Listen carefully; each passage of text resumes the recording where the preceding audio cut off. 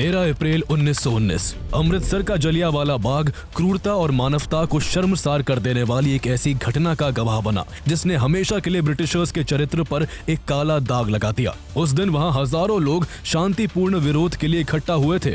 शाम ढल रही थी कि तभी अंग्रेज अधिकारी जनरल रेजिनाल्ड डायर अपने सिपाहियों के साथ यहां आ पहुंचा और बिना कोई चेतावनी दिए शांति से प्रदर्शन कर रहे निहत्थे लोगों पर अंधाधुंध गोलियां चलवा दी।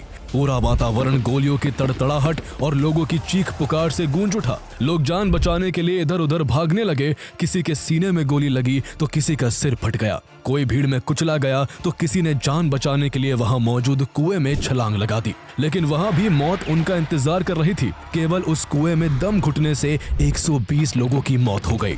जनरल डायर ने जलियांवाला बाग का गेट भी बंद करवा दिया था ताकि कोई बचकर बाहर ना भाग सके।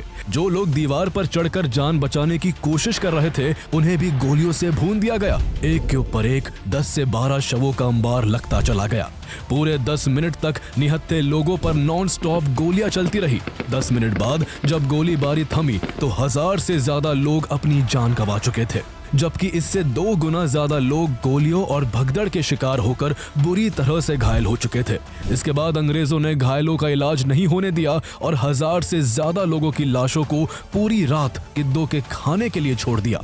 ये वो दिन था जो हर भारतीय को सदियों के लिए एक गहरा जख्म दे गया। ये सिर्फ एक नरसंहार नहीं था बल्कि आजादी के संघर्ष में एक ऐसा जख्म था जो कभी नहीं भरा। इस मैसेकर ने पूरे भारत को झकझोर कर रख दिया। क्रांति की आग भड़क उठी। लोग अंग्रेजों की नौकरी छोड़ने लगे। कईयों ने अपने तमगे लौटा दिए। इसी बीच एक कम उम्र का ऐसा क्रांतिकारी भी था जो जलियांवाला बाग पहुंचता है। वहां की खून से सनी मिट्टी को अपनी मुट्ठी में लेकर इस कत्लेआम का बदला लेने की कसम खाता है। वो 21 सालों तक बदले की आग में जलता रहा और जब मौका हाथ लगा तो उसने अंग्रेजों की धरती पर इस नरसंहार के जिम्मेदार एक अंग्रेज अफसर को मारकर इसका बदला ले लिया। It was the day of Baisakhi and a considerable non-violent crowd had gathered in the Jallianwala Bagh. Dyer ने बिना किसी चेतावनी के चिल्लाकर आदेश दिया, fire. Colonel Reginald Dyer opened fire at innocent Indians in Jallianwala Bagh, Amritsar. It is a story of the brutal, cold-blooded murder of 500 to 600 people at the hands of the imperialist British Raj.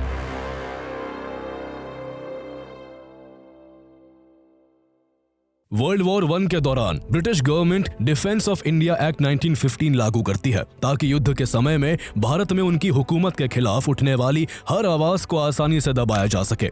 इस कानून के तहत police को बेइंतहा power मिल गई थी। बिना सबूत और ट्रायल के किसी को भी गिरफ्तार कर जेल में डाला जा सकता था।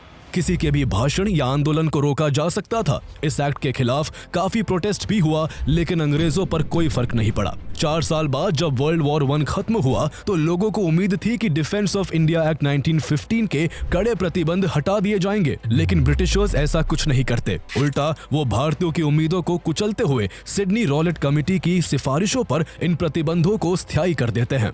इसके बाद फरवरी 1919 में इंपीरियल लेजिस्लेटिव काउंसिल में रॉलेट एक्ट नामक कानून पेश किया जाता है। इसके प्रोविजंस को पढ़कर वहां मौजूद इंडियन मेंबर्स इसका जोरदार विरोध करते हैं, लेकिन ब्रिटिशर्स पर इसका कोई असर नहीं होता है और 18 मार्च 1919 को इस कानून को जबरन लागू कर दिया जाता है। इस कानून के तहत सिर्फ शक के आधार पर किसी को भी गिरफ्तार कर 2 साल तक जेल में रखा जा सकता था।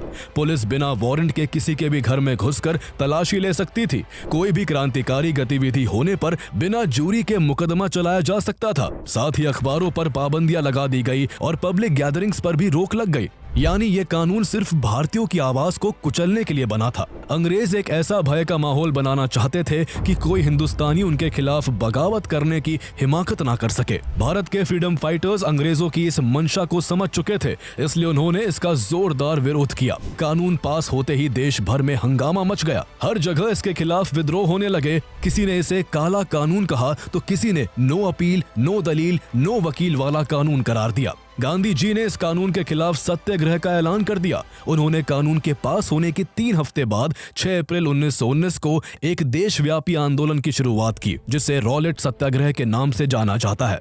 इसमें उन्हें राजेंद्र प्रसाद, JB कृपलानी, वल्लभ भाई पटेल, राजगोपालाचारी, जवाहरलाल नेहरू, हकीम अजमल खान, डॉक्टर M.A. अंसारी, स्वामी श्रद्धानंदा और हसन इमान जैसे बड़े नेताओं का भी समर्थन मिला। बड़े बड़े नेताओं के सुर से सुर मिलाते हुए आम लोग भी इस आंदोलन का हिस्सा बन गए। देश भर में विरोध प्रदर्शन शुरू हो गए, हड़ताल होने लगी, दुकानें बंद हो गई, लोगों ने काम पर जाना बंद कर दिया। जगह जगह इस कानून के खिलाफ सभाएं आयोजित की जाने लगी। स्टूडेंट्स ने स्कूल और कॉलेजों का बहिष्कार कर दिया। इससे देश में लगभग बंद जैसी स्थिति उत्पन्न हो गई। अंग्रेजों को भारतीयों का यह विरोध बिल्कुल भी बर्दाश्त नहीं हो रहा था। और फिर पंजाब में वो हुआ जिसने भारत के इतिहास को हमेशा के लिए बदल दिया। 9 अप्रैल 1919 को रामनवमी के दिन हिंदू और मुस्लिम एक साथ एक बड़े जुलूस में उतरे। मुस्लिमों ने इस दौरान तुर्की सैनिकों की तरह लिबास पहन रखा था। इतने बड़े लेवल पर हिंदू और मुस्लिमों की एकता देखकर अंग्रेजों की हालत खराब हो गई। पंजाब में कांग्रेस के 2 बड़े नेता डॉक्टर सैफुद्दीन किचलू और डॉक्टर सत्यपाल अंग्रेजों के खिलाफ इस प्रोटेस्ट को लीड कर रहे थे। इसलिए अगले ही दिन 10 अप्रैल 1919 को अंग्रेजों ने डॉक्टर सैफुद्दीन किचलू और डॉक्टर सत्यपाल को गिरफ्तार कर जेल में डाल दिया। इसी बीच गांधी जी ने भी पंजाब के हालात का जायजा लेने के लिए मुंबई से पंजाब आने का फैसला किया। इस खबर को सुनकर ब्रिटिशर्स ने उनके पंजाब में घुसने पर रोक लगा दी, लेकिन गांधी जी इस पाबंदी को नजरअंदाज करते हुए ट्रेन से पंजाब के लिए निकल पड़े। जैसे ही उनकी ट्रेन दिल्ली के पास पलवल रेलवे स्टेशन पहुंची, अंग्रेजों ने उन्हें अरेस्ट कर लिया। 2 दिन के भीतर 3 बड़े नेताओं की गिरफ्तारी के बाद पंजाब में विद्रोह और भी भड़क उठा। 10 अप्रैल को ही अपने नेताओं की रिहाई की मांग को लेकर करीब 50,000 लोगों ने सिविल लाइंस तक एक विशाल मार्च निकाला। इस दौरान प्रदर्शनकारियों की अंग्रेजी सैनिकों से मुठभेड़ भी हुई। सैनिकों ने भीड़ को कंट्रोल करने के लिए फायरिंग शुरू कर दी, जिससे गुस्से में आकर प्रोटेस्टर्स ने भी कई अंग्रेजों की जान ले ली और सरकारी संपत्ति को भी नुकसान पहुंचाया। गुस्साई भीड़ जब शहर वापस लौटी तो उसने रास्ते में एक अंग्रेज missionary teacher miss Marcela Sherwood को घेर लिया और उन पर हमला कर दिया। वो बुरी तरह घायल हो गई, लेकिन किसी तरह पास के कुछ लोकल लोगों ने उन्हें बचाकर सुरक्षित जगह पहुंचा दिया। ब्रिटिश सरकार लोगों के बढ़ते विद्रोह से आग बबूला हो गई। उसी दिन जालंधर में तैनात जनरल डायर को इन हिंसक घटनाओं को कंट्रोल करने के लिए तुरंत अमृतसर पहुंचने का आदेश दिया गया। अमृतसर में भारी संख्या में आर्मी की तैनाती कर दी गई और पूरे पंजाब में मार्शल लॉ लागू कर दिया गया। मार्शल लॉ ने पंजाब की स्थिति को और भी नाजुक बना दिया। अब अमृतसर एक आग के ढेर पर बैठा हुआ शहर था। लोग गुस्से में थे और अंग्रेज हिंसा पर उतारू थे। 2 दिन बाद बैसाखी का त्योहार आने वाला था। अमृतसर के लोग इस अवसर पर जलियांवाला बाग में इकट्ठा होकर एक शांतिपूर्ण सभा करने का फैसला करते हैं। 13 अप्रैल 1919 को बैसाखी के दिन अमृतसर के जलियांवाला बाग में अंग्रेजों की दमनकारी नीतियों और डॉक्टर सैफुद्दीन किचलू और डॉक्टर सत्यपाल की गिरफ्तारी के विरोध में एक सभा आयोजित की गई, जिसमें कुछ नेता भाषण देने वाले थे। शहर में कर्फ्यू लगा हुआ था, फिर भी वहां लोगों का आना जारी रहा और दोपहर तक उनकी संख्या लगभग 15,000 तक पहुंच गई। इसमें सैकड़ों लोग ऐसे भी थे जो बैसाखी के मौके पर अपने परिवार के साथ मेला देखने और शहर घूमने आए थे, लेकिन जब उन्हें शांतिपूर्ण सभा की खबर मिली तो वो भी जलियांवाला बाग पहुंच गए। जलियांवाला बाग अमृतसर में गोल्डन टेम्पल के बेहद करीब 6.5 एकड़ में फैला एक पब्लिक गार्डन है, जो चारों ओर से ऊंची ऊंची दीवारों से घिरा था। उस समय जलियांवाला बाग के अंदर जाने और बाहर निकलने के लिए सिर्फ एक नैरो रास्ता था। यहाँ एक कुआं भी था जिससे राहगीर अपनी प्यास बुझाते थे। कुएं के आसपास काफी लोग बैठे थे, लेकिन उन्हें ये नहीं पता था कि कुछ ही पलों में ये कुआं उनकी मौत की गवाही बनने वाला है। उस समय रॉलेट एक्ट के तहत पब्लिक गैदरिंग कानूनी जुर्म था और मार्शल लॉ के बाद अंग्रेज सरकार इसे सख्ती से लागू करवा रही थी। जैसे ही इतने लोगों की एक साथ इकट्ठा होने की खबर जनरल डायर तक पहुंची, वो गुस्से से तिलमिला उठा। उसकी आंखों में हिंदुस्तानियों के प्रति नफरत की आग सुलग उठी। वो तुरंत अपने 90 हथियारबंद सैनिकों के साथ जलियांवाला बाग की ओर कूच कर गया। कुछ देर बाद जब जलियांवाला बाग में लोग शांति से विरोध प्रदर्शन कर रहे थे, तभी अचानक उन्हें अपने ऊपर एक अजीब सी आवाज सुनाई दी। एक हवाई जहाज बाग के ऊपर नीची उड़ान भरते हुए चक्कर काट रहा था। डायर ने यह हवाई जहाज वहां मौजूद लोगों की संख्या जानने के लिए तैनात किया था, लेकिन जब तक लोग कुछ समझ पाते तब तक जनरल डायर भी अपने सिपाहियों के साथ वहां पहुंचा। यहां पहुंचने के साथ ही उसने एग्जिट गेट को बंद करवा दिया। जनरल डायर के इस आदेश से अब जलियांवाला बाग एक विशाल पिंजरे पिंजरे में तब्दील हो चुका था, जहां अब से कुछ देर बाद मौत का एक भयानक खेल खेला जाना था। जहां 40 सिपाही बाग के बाहर तैनात थे, तो वही अंदर 25 गोरखा और 25 बलूच सैनिकों में से आधों ने बैठकर और आधों ने खड़े होकर पोजीशन ले ली। इसके बाद डायर ने लोगों को चेतावनी देना भी जरूरी नहीं समझा और बिना एक सेकंड गवाए उसने अपने सिपाहियों को निहत्थे प्रदर्शनकारियों पर अंधाधुंध गोली चलाने का आदेश दे दिया। सिपाहियों ने बिना झिझक के उसके आदेश का पालन किया। पल भर में जलियांवाला बाग गोलियों की तड़तड़ाहट से गूंज उठा। अचानक हुए इस हमले ने लोगों को संभलने का मौका तक नहीं दिया। कुछ ही पलों में वहां चीख पुकार और हाहाकार मच गया। लोग जान बचाने के लिए इधर उधर भागने लगे, लेकिन चारों ओर ऊंची दीवारें थीं जिन पर अंग्रेजी दरिंदे तैनात थे, जिससे उन्हें भागने का कोई रास्ता नहीं मिला। चारों तरफ लोग मरकर और घायल होकर गिरने लगे। घुटने के बल बैठे हुए सैनिक चुन चुन कर निशाना लगा रहे थे। डायर ने हुक्म दिया कि वो अपनी बंदूकें रीलोड करे और उस तरफ फायरिंग करे जिधर सबसे ज्यादा भीड़ है। किसी की आंख में गोली लगी तो किसी की आंतड़ियां बाहर आ गई। लोग डर कर हर दिशा में भागने लगे, लेकिन उन्हें बाहर जाने का कोई रास्ता नहीं मिला। लोग संकरी गली के एंट्री गेट पर जमा होकर बाहर निकलने की कोशिश करने लगे, लेकिन डायर के सैनिक उन पर भी अंधाधुंध गोलियां चलाने लगे, जिससे वहां पर भी लाशें गिरने लगी और एक के ऊपर एक 10 से 12 शवों का अंबार लगता चला गया। वहां हवा में केवल लोगों के भागने की वजह से पैदा हुई धूल और उनके शरीर में लगी गोली की वजह से निकला खून था। लेकिन डायर के दिल में ना कोई दया थी, ना कोई पछतावा। उसका सिर्फ एक मकसद था, बेरहमी से हिंदुस्तानियों की जान लेकर उन्हें सबक सिखाना। गोलियों की गड़गड़ाहट ने शांतिपूर्ण सभा को खून से भर दिया था। भयंकर अफरा तफरी मची हुई थी। गोलियों की बौछार से बचने के लिए जिसे जहां जगह मिली वो वहां छिपने की कोशिश कर रहा था। घबराए लोगों ने जान बचाने के लिए कुएं में भी छलांग लगाना शुरू कर दिया, लेकिन कुएं में कूदना भी उनके लिए मौत से बचने का रास्ता नहीं था। आखिर वो कब तक तैर पाते। दम घुटने से उनकी मौत होने लगी और जल्दी ही ये कुआं मौत का कुआं बन गया। देखते ही देखते कुआं 100 से भी ज्यादा लाशों से पट गया। लेकिन डायर की क्रूरता थमने का नाम नहीं ले रही थी। उसकी क्रूर आंखें खून से रंगे जलियांवाला बाग को देखती रही, मानो वह निर्दोष लोगों की लाशों का उत्सव मना रहा हो। डायर के एक साथी अफसर ने उसकी कमीज को हिलाया कि अब बहुत हो चुका, इस मौत के खेल को रोक दो, लेकिन डायर ने उसे नजरअंदाज कर दिया। गोलियां चलना बस तब रुकती जब सैनिकों को अपनी राइफलें फिर से लोड करनी होती। डायर खुद दौड़ दौड़ कर उस तरफ फायरिंग करने का हुक्म दे रहा था जहां ज्यादा लोग जमा थे। लोग चाहे पीपल के तने के पीछे छिपने की कोशिश करते या दीवार को लांघ कर जान बचाने की कोशिश करते, बंदूकों की नालें डायर के हुक्म पर उनकी तरफ मुड़ जाती और फौरन गोली बंदूक से निकलकर उनकी जान ले लेती। हर गोली के साथ किसी का सीना फटता, किसी का सिर चूर चूर हो जाता तो किसी का शरीर छलनी हो जाता। मासूम और बेगुनाह लोग गोली खाकर जमीन पर गिर पड़ते और फिर कभी नहीं उठते। बाग की धरती खून से लथपथ हो गई थी। भगदड़ के कारण सैकड़ों लोग भागते लोगों के पैरों के नीचे आ गए और कुचलकर अपनी जान गंवा बैठे। 10 मिनट तक बाग में मौत का तांडव बदस्तूर चलता रहा। डायर ने फायरिंग तब रोकी जब उसको लगा कि सैनिकों के पास बहुत कम गोलियां बची हैं। इस दौरान पूरे 1650 राउंड गोलियां दागी गई, जिनके निशाने पर आकर करीब 1000 बेगुनाह लोग मारे जा चुके थे, जबकि 2000 से ज्यादा लोग बुरी तरह से घायल होकर जिंदगी और मौत के बीच झूल रहे थे। एक लोकल डॉक्टर का 13 साल का बेटा मदन मोहू अपने दोस्तों के साथ खेलने रोज जलियांवाला बाग जाया करता था। इस गोलीबारी में गोली उसकी खोपड़ी पर जाकर लगी और वो मासूम अपनी जिंदगी खो बैठा। ऐसे सैकड़ों बच्चे डायर की क्रूरता का शिकार हो गए थे। कितने बच्चे ऐसे थे जो केवल 5 या 6 महीने के थे, जिन्हें चलना भी नहीं आता था। वो मासूम भी अपने पिता, चाचा या दादा के साथ अपनी जिंदगी गंवा बैठे थे। जैसे ही फायरिंग रोकने का आदेश दिया गया, सैनिक उतनी ही तेजी से बाहर चले गए जिस तेजी से वो अंदर आए थे। डायर ने एक नजर उस खूनी मंजर पर डाली, जैसे वो अपने किए का जायजा ले रहा हो।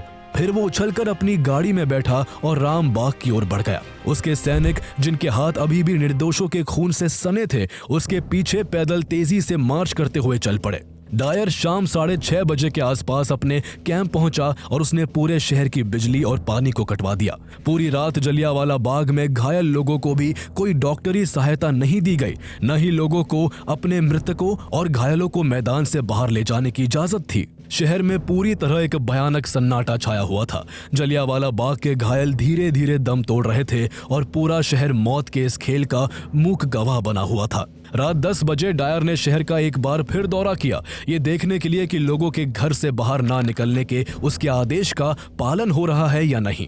आखिर इससे ज्यादा क्रूरता की बात और क्या हो सकती थी कि बाग में घायल लोग तड़प रहे थे, मर रहे थे, लेकिन उनके अपने भी उनकी मदद करने के लिए बाहर तक नहीं आ सकते थे। लेकिन किसी तरह रतन देवी हिम्मत करके अपने पति को ढूंढते हुए जलियांवाला बाग आ जाती है। उनका घर बाग के नजदीक था और उन्होंने गोलियों की आवाज को भी सुना था, इसलिए वो अंधेरे में छिपते छिपाते बदहवासी में दौड़ती हुई बाग आ पहुंची। वहां का दृश्य देखकर उनके पैरों तले जमीन खिसक गई। चारों तरफ लाशों का अंबार लगा हुआ था, हर तरफ खून ही खून था। लोग अपनों की तलाश में बिखरे पड़े थे। उनकी आंखें बेसब्री से अपने पति को खोज रही थी। लाशों को हटाते हटाते अचानक उनकी नजर अपने पति के मरे हुए शरीर पर पड़ी। उनके शरीर में कोई हलचल नहीं थी। रतन देवी की दुनिया एक झटके में उजड़ चुकी थी। उन्होंने अपने मृत पति के सिर को अपनी गोद में लिटाकर पूरी रात वही बिता दी। उन्होंने एक हाथ में डंडा पकड़ रखा था ताकि खून की बू सूंघकर वहां पहुंचने वाले जंगली जानवर उनके पति की लाश को खा ना जाए। इसी बीच उनकी नजर एक 12 साल के लड़के पर पड़ी जो पास ही घायल पड़ा था। उसके शरीर से खून बह रहा था। रतन देवी ने कांपते हुए पूछा, बेटा तुझे कोई कपड़ा उड़ा दूं? लड़के ने दर्द भरी आवाज में कहा, नहीं, बस मुझे छोड़कर मत जाना। रतन देवी की आंखें भर आई। थोड़ी देर बाद लड़के ने कांपते हुए कहा, मुझे पानी चाहिए। रतन देवी ने इधर उधर देखा, लेकिन बाग में अब पीने के लिए एक बूंद भी पानी नहीं बचा था। जो कुआं था वो लाशों से भरकर खून से लाल हो चुका था। उन्होंने लड़के का हाथ थामे रखा, लेकिन धीरे धीरे उसकी सांसें धीमी पड़ने लगी और फिर एकदम शांत हो गई। ना जाने उस रात ऐसी कितनी दिल दहला देने वाली घटनाएं हुई जो उसी मौत और दर्द की सिसकियों के बीच हमेशा हमेशा के लिए दब कर रह गई।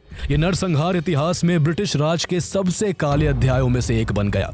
अंग्रेजों की क्रूरता सिर्फ जलियांवाला बाग में मौत बरसाने तक ही सीमित नहीं थी, बल्कि उन्होंने इस भीषण नरसंहार के आंकड़ों को भी छिपाने की घिनौनी कोशिश की। वो इतने निर्मम और बेशर्म थे कि उन्होंने मौत का असली हिसाब तक दबा दिया। पंजाब के उस समय के lieutenant governor Michael Francis O'Dwyer ने अपने सरकारी बयान में इस भयानक हत्याकांड में केवल 379 लोगों के मारे जाने और 1200 लोगों के घायल होने का दावा किया, लेकिन ये आंकड़ा हकीकत के आसपास भी नहीं था। अंग्रेजों ने इस मैसेकर की खबर को दबाने के लिए हर संभव कोशिश की। ब्रिटिश सरकार ने अखबारों पर सेंसरशिप लगा दी, टेलीग्राफ पर निगरानी बिठा दी और अमृतसर से बाहर किसी भी तरह की सूचना को लीक होने से रोकने की कोशिश की। लेकिन सच को कब तक रोका जा सकता था? धीरे धीरे ये खबर पूरे देश में फैलने लगी। लोगों का गुस्सा फूट पड़ा। इस नरसंहार ने भारतीयों के दिलों में खौफ नहीं बल्कि आजादी के लिए मर मिटने का जज्बा जगा दिया। जगह जगह विरोध प्रदर्शन शुरू हो गए। सड़कों पर हजारों लोग उतर आए। ब्रिटिश सरकार के खिलाफ नारे गूंजने लगे, लेकिन अंग्रेजों ने इन विरोधों को भी कुचलने में कोई कसर नहीं छोड़ी। इस नरसंहार की खबर जब देश से बाहर निकली तो फॉरेन मीडिया ने भी इसे खूब कवर किया, जिसने अंग्रेजों के घिनौने और अमानवीय चेहरे को पूरी दुनिया के सामने लाकर रख दिया। ब्रिटिश सरकार जो खुद को सभ्यता और न्याय का रक्षक बताती थी, अचानक दुनिया के सामने कटघरे में खड़ी हो गई। ब्रिटेन में भी इसकी निंदा होने लगी। चर्चिल और H.H. एस्क्विथ ने भी इस मैसेकर को ब्रिटिश पार्लियामेंट में क्रिटिसाइज किया। चर्चिल ने इसे अनटरेबली मॉन्स्टरस कहा, जबकि एस्क्विथ ने इसे इतिहास का worst and most dreadful outrage कहा। चारों तरफ हो रही आलोचना के बावजूद पंजाब के लेफ्टिनेंट गवर्नर माइकल ओडॉयर ने जनरल डायर की खुलकर तारीफ की और उसके इस काम को सही करार दिया। ब्रिटिश अधिकारियों का रवैया देखकर यह साफ था कि उन्हें इस नरसंहार का कोई पछतावा नहीं था, बल्कि वो इसके बाद भी अपने गुरूर में चूर थे। इस नरसंहार के विरोध में जब लोगों ने अपनी दुकानें बंद कर रखी थी, तब लाहौर के कमिश्नर और जनरल डायर ने लोकल लोगों को यह कहकर धमकाया कि अगर उन्होंने अपनी दुकानें नहीं खोली तो उन्हें भी गोली मार दी जाएगी। लेकिन ऐसी धमकियों के बावजूद इस मैसेकर के 2 दिन बाद 15 अप्रैल 1919 को पंजाब के गुजरनवाला में इस नरसंहार के खिलाफ एक बड़ा प्रोटेस्ट हुआ। देखते ही देखते ये विरोध इतना बढ़ गया कि इसे रोकने के लिए ब्रिटिश गवर्नमेंट को अपने एयरक्राफ्ट तक का इस्तेमाल करना पड़ा। पुलिस और प्रोटेस्टर्स के इस मुठभेड़ में एक बार फिर से 12 बेगुनाह लोग मारे गए, जबकि 27 लोग बुरी तरह से घायल हो गए। लेकिन ब्रिटिश सरकार की क्रूरता यही नहीं रुकी। अंग्रेजों ने उसी दिन एक बार फिर से पंजाब के 5 डिस्ट्रिक्ट्स लाहौर, अमृतसर, गुजरनवाला, गुजरात और लैलपुर में मार्शल लॉ लगा दिया। हालात इतने खराब हो गए कि वायसरॉय को तत्काल मुकदमा चलाने का अधिकार दिया गया, यानी किसी को भी बिना सुनवाई के सजा दी जा सकती थी।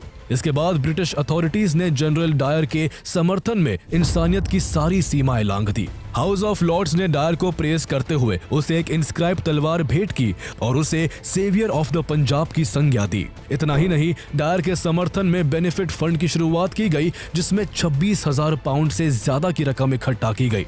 हैरानी की बात यह थी कि जंगल बुक के लेखक रुडयार्ड किपलिंग ने भी इसमें 10 पाउंड का योगदान दिया। लेकिन इस बीच भारतीयों का विद्रोह भी जारी था। ये विरोध सिर्फ प्रदर्शन तक सीमित नहीं था, बल्कि उन सम्मान और उपाधियों को भी ठुकरा दिया गया जो अंग्रेजों ने उन्हें दिए थे। नोबेल पुरस्कार विजेता रविंद्रनाथ टैगोर ने अंग्रेजों से मिली अपनी नाइटहुड की उपाधि लौटा दी, जबकि गांधी जी ने इस घटना के विरोध में अंग्रेजों से मिली केसर-ए-हिंद की उपाधि को त्याग दिया। रविंद्रनाथ टैगोर ने तो उपाधि त्यागने के साथ साथ इसके विरोध में वायसरॉय को एक कड़ा पत्र भी लिखा, लेकिन ब्रिटिशर्स ने इसे किसी भी अखबार में छपने नहीं दिया। विरोध में सर शंकरन नायर, जो ब्रिटिश वाइसरॉय की एग्जीक्यूटिव काउंसिल के एकमात्र भारतीय सदस्य थे, उन्होंने भी अपने पद से इस्तीफा दे दिया। इसके अलावा अंग्रेजी हुकूमत के अंडर काम करने वाले और भी कई छोटे बड़े अधिकारियों ने अपनी नौकरी से रिजाइन कर दिया। मोतीलाल नेहरू समेत देश के सब बड़े नेताओं ने जलियांवाला बाग मैसेकर के लिए ब्रिटिश गवर्नमेंट को जमकर घेरना शुरू कर दिया। इस तरह देश और दुनिया में हो रहे भारी विरोध के बाद आखिरकार ब्रिटिश सरकार को कदम उठाने पड़े। 14 अक्टूबर 1919 को इस मैसेकर की जांच के लिए डिसऑर्डर्स इंक्वायरी कमेटी का गठन हुआ। इस कमीशन की अध्यक्षता लॉर्ड विलियम हंटर ने की थी, इसलिए इसे हंटर कमीशन के नाम से भी जाना गया। इस कमीशन में करीब 20 मेंबर्स थे, जिनमें कुछ भारतीय भी शामिल थे। हफ्तों तक गवाहों के बयान दर्ज किए गए। फिर 19 नवंबर 1919 को जनरल डायर हंटर कमीशन के सामने पेश हुआ। इतना कुछ हो जाने के बावजूद उसे जरा सा भी पछतावा नहीं था और वह अपने घिनौने काम को सही ठहराता रहा। लेकिन हंटर कमीशन ने उसे दोषी मानते हुए अपनी रिपोर्ट में उसे बेनकाब कर दिया। कमीशन ने अपनी रिपोर्ट में कहा कि डायर ने अपनी पावर का मिसयूज किया था। उस दिन भारतीय लोग ब्रिटिश रूल को ओवरथ्रो करने के लिए कोई षड्यंत्र नहीं रच रहे थे, बल्कि वो शांतिपूर्वक प्रदर्शन कर रहे थे। वहां मौजूद लोग निर्दोष थे और इस नरसंहार ने भारत में ब्रिटिश रूल की छवि को गहरा धक्का पहुंचाया है। कमीशन ने डायर को उसके पद से हटा दिया, लेकिन 1000 से ज्यादा लोगों की जान लेने के लिए उस पर कोई सीरियस पेनल्टीज नहीं लगाई। ब्रिटिश सरकार ने भले ही उसे बचा लिया, लेकिन कुदरत ने उसे नहीं छोड़ा। जलियांवाला बाग मैसेकर के ठीक 8 साल बाद 23 जुलाई 1927 को जनरल डायर की ब्रेन हेमरेज की वजह से मौत हो गई। इस बीच एक ऐसा ब्रिटिश ऑफिसर भी था जिसे इस मैसेकर का असली मास्टरमाइंड माना जाता है, और हैरानी की बात यह थी कि उसे इसके लिए उसके पद से भी नहीं हटाया गया। यह अफसर कोई और नहीं बल्कि उस वक्त पंजाब का लेफ्टिनेंट गवर्नर माइकल ओडॉयर था, जिसने कदम कदम पर इस हत्याकांड को उचित ठहराया था। उसकी नजर में भारत के लोग कीड़े मकोड़े के समान थे। उसका हमेशा से मानना था कि भारतीय लोगों में नस्लीय कमी है और वो कभी खुद शासन नहीं कर सकते।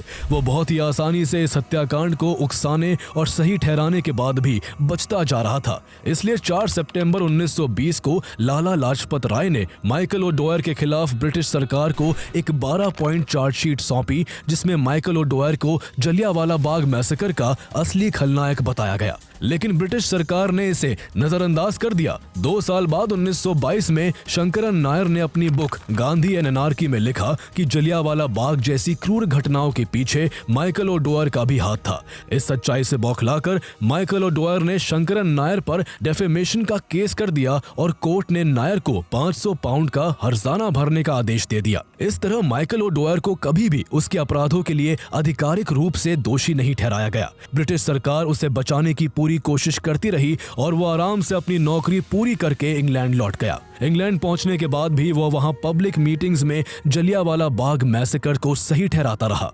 ऐसे में भारत के कुछ ऐसे भी वीर सपूत थे जिन्होंने ठान लिया था कि भले ही अंग्रेज जलियांवाला बाग हत्याकांड के दोषियों को कोई सजा ना दे, पर वो खुद उनकी हत्या करके इसका बदला लेंगे। इनमें से एक थे शहीद ए आजम भगत सिंह, जिनकी वीरता की कहानियां पूरे भारत में प्रचलित है।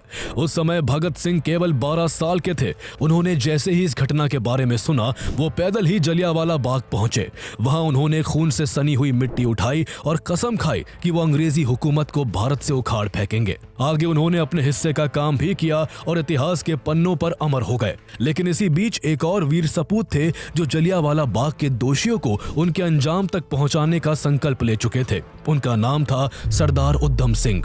उन्होंने भी हत्याकांड के बाद जलियांवाला बाग की खून से सनी हुई मिट्टी उठाकर कसम खाई थी कि वो इस हत्याकांड के सबसे बड़े दोषी माइकल ओडवायर को मौत के घाट उतारकर इसका बदला लेंगे। लेकिन काफी सालों तक उन्हें उसे मारने का मौका हाथ नहीं लग सका, इसलिए वो साल 1934 में ब्रिटेन पहुंच गए और माइकल ओडवायर की हत्या का सही मौका तलाशते रहे। उनकी तलाश जलियांवाला बाग मैसेकर के 21 साल बाद 1940 में जाकर पूरी हुई। 13 मार्च 1940 को लंदन के कैक्सटन हॉल में, जहां माइकल ओडवायर चीफ गेस्ट बनकर आया था, वहां अंग्रेजों की भारी भीड़ के बीच सरदार उधम सिंह ने माइकल ओडवायर को गोली मारकर जलियांवाला बाग में शहीद हुए लोगों की जान का बदला ले लिया। जलियांवाला बाग मैसेकर ने भारत की आजादी की लड़ाई को एक महत्वपूर्ण मोड़ पर लाकर खड़ा कर दिया था। इस क्रांति की चिंगारी ने हर भारतीय के दिल में ऐसा जोश भर दिया कि आखिरकार 1947 में उन्होंने अंग्रेजों को देश छोड़ने पर मजबूर कर दिया। आजादी के बाद 1951 में जलियांवाला बाग में भारत सरकार द्वारा इस हत्याकांड में जान गंवाने वाले लोगों की याद में एक स्मारक स्थापित किया गया। ये स्मारक संघर्ष और बलिदान का प्रतीक है, जो हमें याद दिलाता है कि आजादी हमें यूं ही नहीं मिली।